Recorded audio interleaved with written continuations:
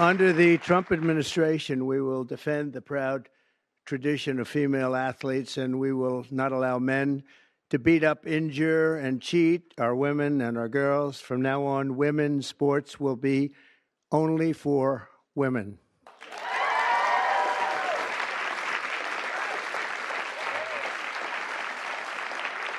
For a lot of trans youth out there, it just means, once again, their country's declaring war on them. And this is going to affect people's mental health. I'll admit it's affected mine, and I'm 53 years old.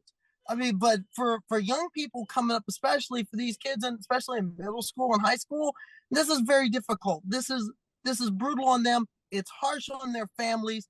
And don't think that this is the end of it. This is part of a whole program to essentially erase transgender Americans from American life. And yes, just to note, transgender Americans are just that. We're Americans.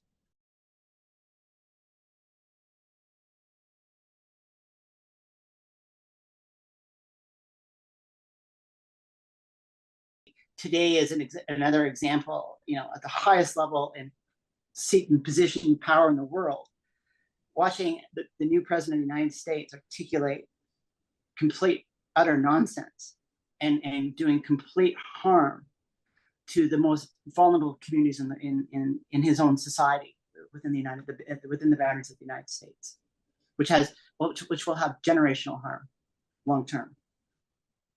One win does not make domination. One kid winning one race at a national championship swim meet 3 years ago is not domination. But they're trying to say this fear because, let's face it, Donald Trump knows he's lying about transgender Americans. Riley Gaines knows she's lying about transgender athletes. The thing that they're banking on is that you, the average person out there, doesn't know they're lying. That's what they're banking on. Female athletes have been forced onto the front lines, and men claiming to be girls have stolen more than 3,500 victories. That's a lot. And invaded more than 11,000 competitions designed for women. First of all, the numbers they don't exist. Understand that there's 0.01% gender variant people living in our society as a whole. So it's a very tiny grouping of people that he's actually targeting. And certainly the numbers in terms of gender performance are filled with inaccuracies as well. Those numbers just don't exist. And it's incomprehensible of somebody in the highest seat in the world, the most powerful seat in the world, to project such misinformation, not just in the United States, but globally on such an issue that has a tremendous impact in the United States, but also worldwide. We have to learn now. If we wait until the next edition of the games and it does not work, it's too late. So we have to work at the moment where overall we are enjoying this huge success.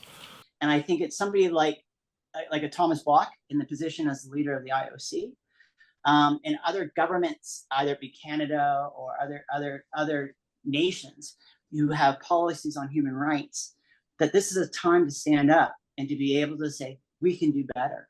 And we're not going to allow this type of language and this type of behavior to become a vacuum within our communities, let alone in the United States.